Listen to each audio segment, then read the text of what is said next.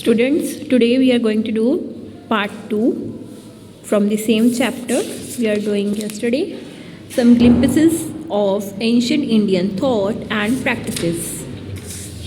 The elder ones of this country, as per tradition coming down from thousands of years to this day, consider it a divine and blessed duty to feed the birds flying in the sky, the animals moving about on this earth, and the insects living in small holes inside the earth.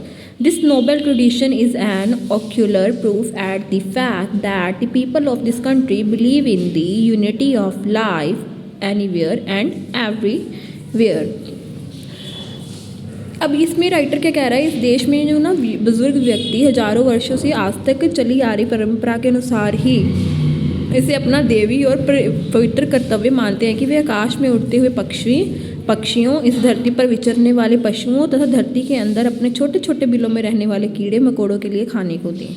यह उत्तम परंपरा इस तथ्य का प्रत्यक्ष प्रमाण है कि इस देश के लोग किसी भी जगह और हर जगह जीवन की एकता में विश्वास रखते हैं। जैसे कि हम कहते हैं ना कि हर चीज़ में जान होती है, दैट मीन्स कि हमें हर चीज़ के लिए सोचना चाहिए। मतलब हम देखो जैसे कि कुत्ते को भी रोटी डालते हैं, चींटियों को आटा डालते हैं, गुड़ डालते हैं ना, ऐसे वासुदेव कुटुंबकम, the entire universe is one family is the basic thought that works here and in the various such ceremonies like the tradition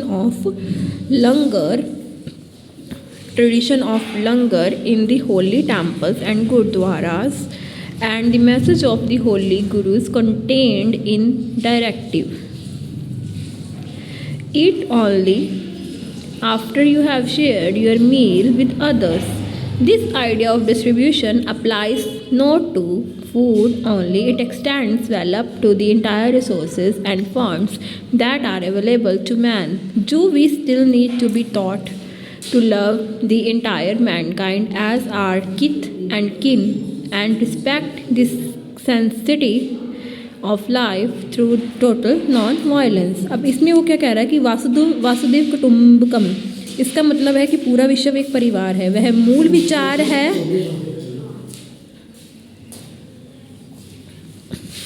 पूरा विश्व एक परिवार है, वह मूल विचार है जो यहाँ काम करता है और उन विभिन्न अनुष्ठानों में भी, जैसे कि पवित्र मंदिरों गुरुद्वारों में लंगर की परंपरा होती है ना, और महान गुरुओं ने भी हमें बताया है कि उसमें महान गुरुओं ने जो हमें संदेश दिया है कि भोजन तभी करो जब तुमने अपना भोजन अन्य व्यक्तियों के साथ बांट लिया हो।